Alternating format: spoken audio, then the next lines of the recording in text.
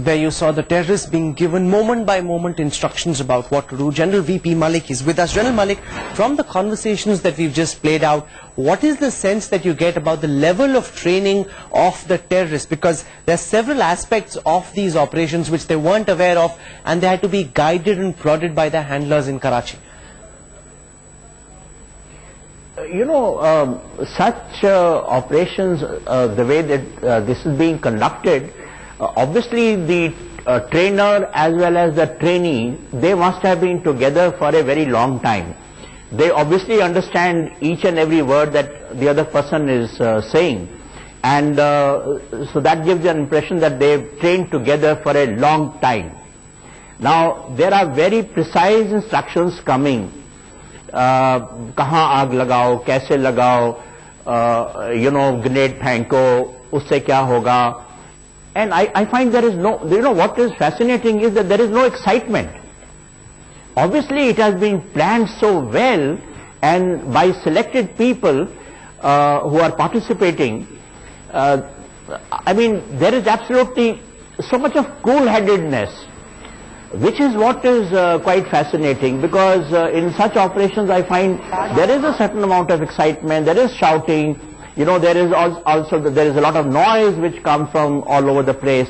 But here, I mean, there is just no such disturbance, no excitement, very precise instructions, tactically very, very sound.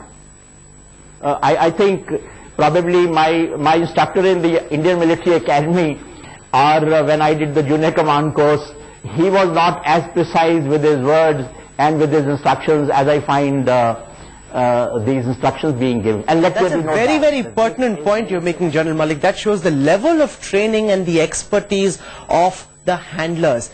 Clearly no ordinary terrorists. They weren't country bumpkins from somewhere in Pakistan. These were very well-trained officers of the Pakistani army. General Shiv is also with us. Shiv, there are moments in the conversation when the terrorists are actually having a good time. At the end of the conversation with the handler, he cribs to his fellow terrorists saying, they're putting pressure on me, let's quickly set this place on fire, otherwise he's going to come back and holler at us. There are other places where he says, well, I can't go into the other room because if I go over there, we'll fire at each other. So they're actually laughing at the end of that conversation. For them, it really seems like business as usual.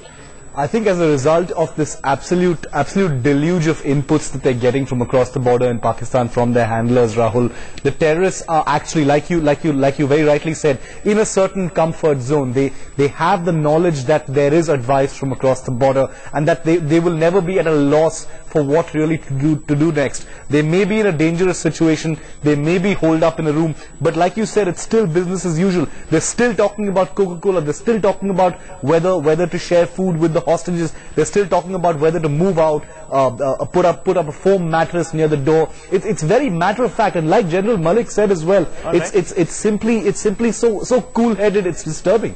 Alright, what we've shown our viewers is just one small part of the 7-hour-long tape recordings that we actually have. So far, you've seen the terrorists brace up for the assault. What really happens when the army begins to close in?